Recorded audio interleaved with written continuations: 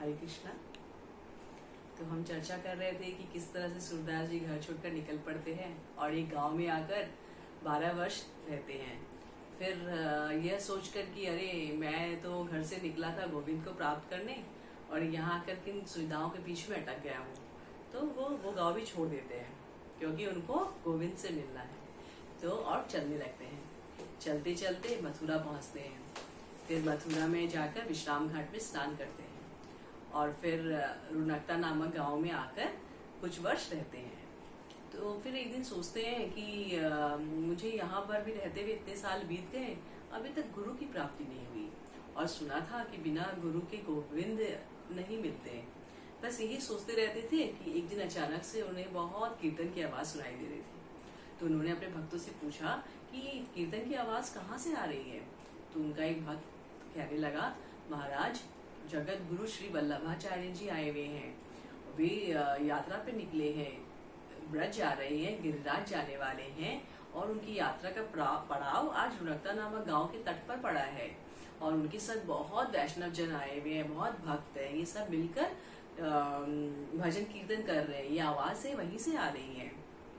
तो सूरदास जी को गुरु से मिलने की बहुत इच्छा होने लगी, तो वे अपने भक्त को कहने लगे कि तुम मुझे गुरु के दर्शन करा लाओ। तो वह भक्त कहने लगा कि महाराज आप कहाँ जाओगे, वहाँ बहुत भीड़ है और फिर आपको तो दिखाई भी नहीं देता, तो आप क्या करोगे वहां जाकर। तो सूरदास जी कहते हैं कि मुझे तो नहीं दिखाई देता, पर उन गुरु महाराज को तो दिखता है ना, और मुझे देखकर भी क्या होगा तो तब जब वो मुझे देख पाएंगे। तो फिर भक्त के कंधे पे हाथ रखकर सूरदास जी वल्लभाचार्य जी से मिलने जाते हैं। अब जब वल्लभाचार्य जी के शिविर पर पहुंचते हैं तो वल्लभाचार्य जी अपने ठाकुर की सेवा में विराजमान थे। थोड़ी देर बाद वे अपनी पूजा पाठ समाप्त करके सूरदास जी से मिलने आते हैं और सूरदास जी उनको प्रणाम करके निवेदन करते हैं।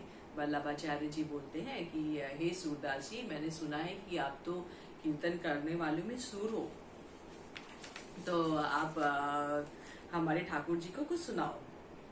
तो सूरदास जी कहते हैं कि जो आज्ञा महाराज। अपने तानपुरा संभालते हुए वे ये गाना गाने लगते हैं, भजन करने लगते हैं। मौसम कौन कुटिल खलकामी, मौसम कौन कुटिल खलकामी, जेहि तन दियो ताहि बिसरायो, ऐसो नमक हरामी। मौसम कौन कुटिल खलकामी, बड़ी बड़ी उदर विषय को धाऊं, जैसे सूकर ग्रामी। मौसम कौन कुटिल खलकामी, हरिजन छार हरि विमोखन की, निस दिन करे गुलामी। मौसम कौन कुटिल खलकामी, पापी कौन बरो जग में मोते, मैं सब पतितन में नामी। मौसम कौन कुटिल खलकामी, हा हा सुर पतित को देहि उधारो, सुनियो श्रीपति स्वामी। गुरु जी कहने लगते हैं और सुनाओ और सुनाओ। तब सूरदास जी सुनाते हैं, हरिजन सब पतितों को नायक, और सुनाओ। हरि हो सब पतितों को टीको, और सुनाओ। हरि जी तुमसे बहुत कड़ी नर, देही दीही सुमिरन को, पर मैं पापी ते कहूँ नहीं सड़ी। सब दीनता के पद गाते हैं, विनय के पद गाते हैं। तो वल्लभाचार्य जी कहते हैं कि हे सूरदास जी महाराज, मैंने तो सुना है कि आप भजन करने वाले में सूर हो, तो घिघिया क्यों रहे हो? सब विदय के पद गा रहे हो, कुछ भगवान का यश गाओ, कुछ भगवान की लीला गाओ। तो सूरदास जी हाथ जोड़कर कहते हैं, हे गुरु महाराज, मुझे केवल सूरदास ने आज तक वही गाया है जो उनके हृदय में प्रकाश हुआ है। मुझे भगवान की लीलाओं का अनुभव नहीं है, इसलिए मैं नहीं गा सकता हूँ। तो अब यह सुनकर श्री वल्लभाचार्य जी के नेत्र सजल उठते हैं। वे कहते हैं, सूरदास जी महाराज, आप यमुना स्नान करके आओ। और जैसे ही सूरदास जी यमुना स्नान करके आते हैं, वल्लभाचार्य जी उनके गले में माला बांध देते हैं, उनके माथे पर तिलक लगा देते हैं और कान में श्री कृष्ण मंत्रोच्चारण कर देते हैं, ब्रह्म संबंध करा देते हैं। क्योंकि उनको लगता है कि ये बहुत बड़े भक्त है और अगर इनके हृदय में भगवान की लीलाओं का प्रकट हो जाए तो इससे जगत का बहुत बड़ा कल्याण होगा। और वे सूरदास जी को श्रीमद् भागवत के दशम स्कंद की अनुक्रमणिका सुनाने लगते हैं। अनुक्रमणिका मतलब इंडेक्स। और जैसे ही वे सुनाते हैं कि पहले अध्याय में ये कथा है, दूसरे अध्याय में ये कथा है, तीसरे में ये कथा है, जैसे ही वो सूरदास को अनुक्रमणिका सुनाते हैं भागवत के दशम स्कंद का, धीरे धीरे सूरदास के हृदय में भगवान की सारी लीलाओं का प्रकाश होने लगता है। तो अब वल्लभाचार्य जी सूरदास से पूछते हैं कि हे सूरदास जी महाराज, अब आपको क्या अनुभव हो रहा है? तो सूरदास जी कहने लगते हैं कि मुझे अनुभव हो रहा है कि मैं गोकुल में हूँ और कृष्ण जन्मोत्सव हो रहा है। माता यशोदा लाला को पालने में झुला रही है और नंद बाबा बधाइयां लुटा रहे हैं। तो वल्लभाचार्य जी कहते हैं कि गाकर सुनाइए।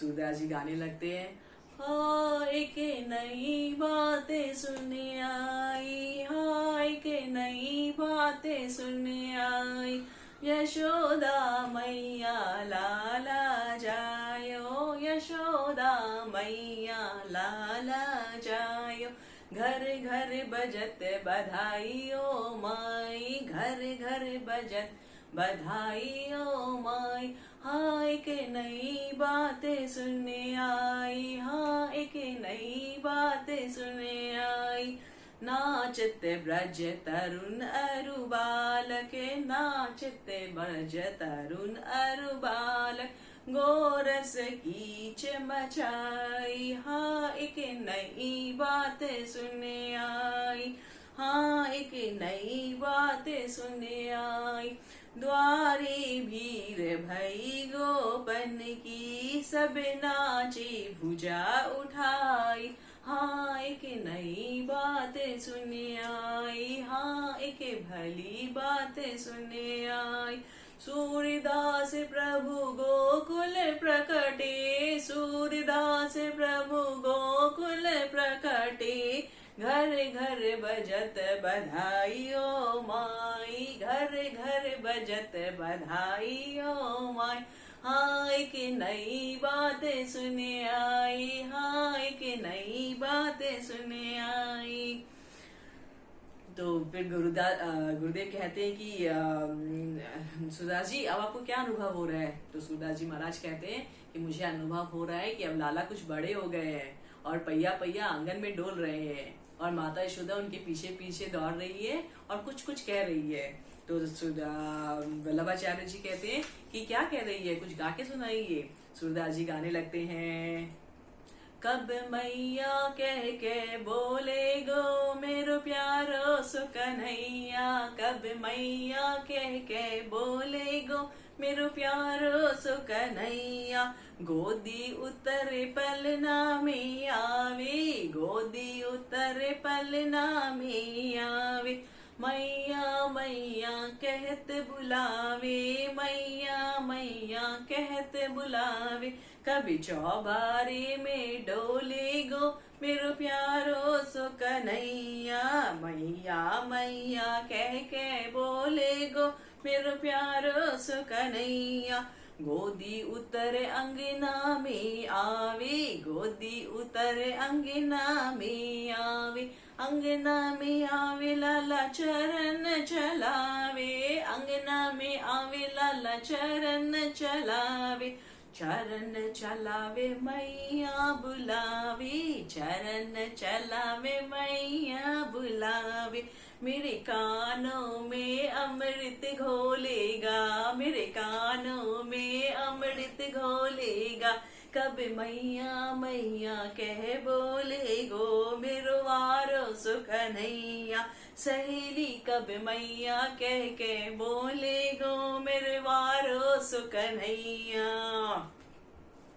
गुरुजी बहुत प्रसन्न होते हैं। फिर सूरदास जी आंखें बंद करके अनुभव करने लगते हैं। तो वल्लभाचार्य जी पूछते हैं कि हे सूरदास जी, अब आपको क्या अनुभव हो रहा है? सूरदास जी कहने लगते हैं, कहने लगे मोहन, कहने लगे मोहन मैया मैया, कहने लगे मोहन मैया मैया, नंद राय जी को बाबा बाबा, बाबा बाबा बाबा, बाबा मेरे बाबा, दाऊ जी को भैया भैया, कहने लगे मोहन मैया मैया, दूर खेलन मत जाओ ललारे, दूर खेलन मत जाओ ललारे, मारेगी काऊ की गैया, कहने लगे मोहन मैया मैया, ऊंचे चढ़ कर यशोदा ढेड़े, ले नाम कन्हैया, कहने लगी मोहन, कहने लगी मोहन मैया मैया, खेलत फिरत सकल गोकुल में, खेलत फिरत सकल गोकुल में, घर घर बजत बधैया, घर घर बजत बधैया, कहने लगे मोहन, कहने लगे मोहन मैया मैया, नंद नंदन की छवि ऊपर, नंद नंदन की छवि ऊपर, सूरदास बलि जैया, सूरदास बलि जैया, कहने लगे मोहन, कहने लगे मोहन मैया मैया। बहुत प्रसन्न होते हैं वल्लभाचार्य जी महाराज, और धीरे धीरे सूरदास जी के हृदय में पूरी गोकुल लीला प्रकट हो जाती है। तब सूरदास जी वल्लभाचार्य पूछते हैं कि अब आपको क्या अनुभव हो रहा है? तो सूरदास जी कहते हैं कि अब लाला बड़े हो गए हैं, कुछ बड़े हो गए हैं, गोपियों के घर में माखन चुराने लगे हैं। और तब गुरु जी कहते हैं कि वर्णन करो। अब सूरदास जी वर्णन करने लगते हैं, माखन चुराने लगे चुपके चुपके, माखन चुराने लगे चुपके चुपके, बंसी बजाने लगे चुपके चुपके, हाँ चुपके चुपके, चुपके चुपके, आंगन में मेरे वो आए, मटकी उठाने लगे चुपके चुपके, हाँ चुपके चुपके, ग्वालों को भीतर बुलाया, माखन को खाने लगे वो चुपके चुपके, माखन चुराने लगे चुपके चुपके, हाँ चुपके चुपके, गोपिन ने जाकर के पकड़ा, नजरे चुराने लगे वो चुपके चुपके, माखन चुराने लगे वो चुपके चुपके। अब सूरदास जी के हृदय में पूरी ब्रज लीला का प्रकाश होने लगा। गुरु जी बहुत प्रसन्न हुए। अब सूरदास जी अपने आप को पूरे समर्पण कर दिए गुरु महाराज को और कहने लगे, महाराज जी अब आप मुझसे जो कराओगे मैं वही करूंगा, जहां ले जाओगे मैं वही जाऊंगा। तब श्री वल्लभाचार्य जी सूरदास जी को अपने साथ ब्रज ले गए, वहां गिरिराज ले गए। और गिरिराज में उस समय श्रीनाथ जी का प्राचीन मंदिर था और उनके गुरुदेव श्री माधवेंद्र पुरी के द्वारा वो श्रीनाथ जी की मूर्ति तब प्रकट हो चुकी थी। और श्री वल्लभाचार्य जी बहुत सुंदर ढंग से भगवान के अष्टयाम सेवा वहां व्यवस्थित कर चुके थे। तो अब वे श्रीनाथ जी को सूरदास जी को श्रीनाथ जी का दर्शन कराने ले जाते हैं और कहते हैं कि सूरदास जी आप श्रीनाथ जी का दर्शन करो। तो सूरदास जी और कीर्तन सुनाओ, उनको कीर्तन सुनाओ। सूरदास जी बहुत सुंदर कीर्तन करते हैं, पर तब वे हाथ जोड़कर अपने गुरु महाराज से कहते हैं कि महाराज जी, मुझे श्रीनाथ जी का दर्शन नहीं हो रहा है। तब श्री वल्लभाचार्य जी श्रीनाथ जी से प्रार्थना करते हैं कि हे भगवान, ये सूरदास जी है, ये बहुत अच्छे भक्त हैं, बहुत अच्छा कीर्तन करते हैं, मैं इनको आपकी सेवा में लगाना चाहता हूँ, कृपया आप इन पर कृपा करें और अपनी दर्शन दें। और जैसे ही वे प्रार्थना करते हैं, सूरदास जी के हृदय में श्रीनाथ जी प्रकट हो जाते हैं। तो और सूरदास जी श्रीनाथ जी का दर्शन करके भाव विभोर हो जाते हैं और अब वे पांचों समय गिरिराज में श्रीनाथ जी के मंदिर में दर्शन करने जाते हैं और खूब भगवान की कीर्तन करते हैं। तो सुबह मंगलाचार्य में, बाल भोग में, उत्थान के समय, शयन के समय, आरती के समय, जब भोग लगता है, सूरदास जी महाराज कीर्तन करते हैं और फिर नीचे गांव पारासोली नामक गांव में आकर विश्राम करते हैं। आज भी पारासाली गांव में उनकी भजन कुटिया है। तो इस तरह से सूरदास जी एकदम भगवान को बहुत भजन कीर्तन सुनाते हैं और श्रीनाथ जी का उनके साथ एक बहुत गहरा प्रेम वाला रिश्ता बन जाता है। कभी जब सूरदास जी कीर्तन नहीं सुनाते हैं तो उस दिन भगवान भोजन नहीं करते हैं। तो भगवान के भक्त जो सेवा में लगे रहते हैं वो कहते हैं कि प्रभु, आपने आज भोजन नहीं किया। तो श्रीनाथ जी कहते हैं कि आज हमें सूरदास जी ने भजन नहीं सुनाया, इसलिए हमारी भोजन करने की इच्छा नहीं होती है। तो अब श्रीनाथ जी को सूरदास जी से खास लगाव हो गया। अब धीरे धीरे हम सुनेंगे कि भगवान और भक्त के बीच बहुत सुंदर लीला होती है। हम अपने अगले चर्चे में इसका वर्णन करेंगे। हरे कृष्णा।